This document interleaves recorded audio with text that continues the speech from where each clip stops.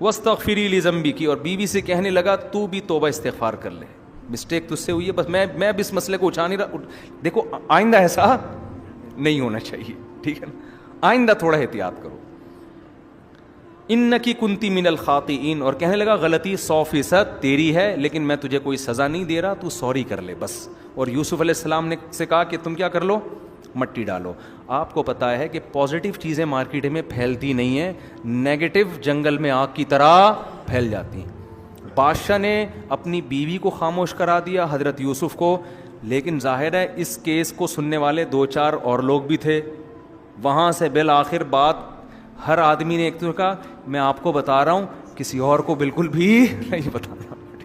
اس نے کہا میں صرف تمہیں بتا رہا ہوں، ہرگز کسی اور کو نہیں بتانا کہ بادشاہ کے گھر میں یہ کیس ہوا ہے.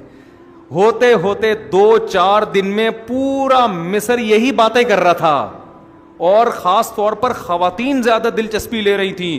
قرآن کہہ رہا ہے وَقَالَ نِسْوَةٌ فِي الْمَدِينَةِ، پورے شہر کی عورتوں نے کہنا شروع کر دیا امرأۃ العزیز، بادشاہ کی بیوی، تراود فتاها عن نفسی، گھر میں غلام پہ عاشق ہو گئی.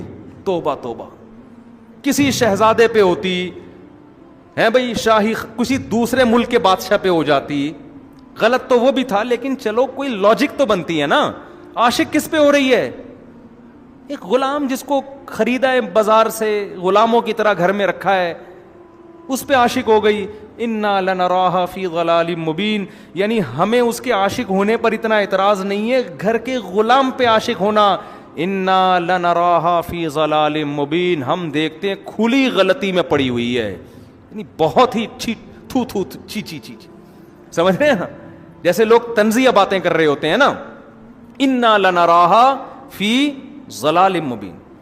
بادشاہ تھوڑی ایسے کرتے ہیں، ان کے پاس تو بڑے بڑے آپشن ہیں. اب بادشاہ کی بیوی نے کہا گل تو مارکیٹ میں پھیل ہی گئی ہے، جتنا بھی ہم نے مٹی پانے کی کوشش کی ہے لیکن بات مارکیٹ میں پھیل گئی. اب میں اگر یہ اناؤنسمنٹ کرواؤں، اخبار میں اشتہار دوں بھائی یہ خبر غلط ہے، میں عاشق نہیں ہوئی، کوئی ایسی بات نہیں ہے، اب کوئی سنے گا نہیں. اب حل یہی ہے کہ پہلا الزام عشق کا جو لگا ہے وہ تو اس کو تو میں جھٹلا نہیں سکتی.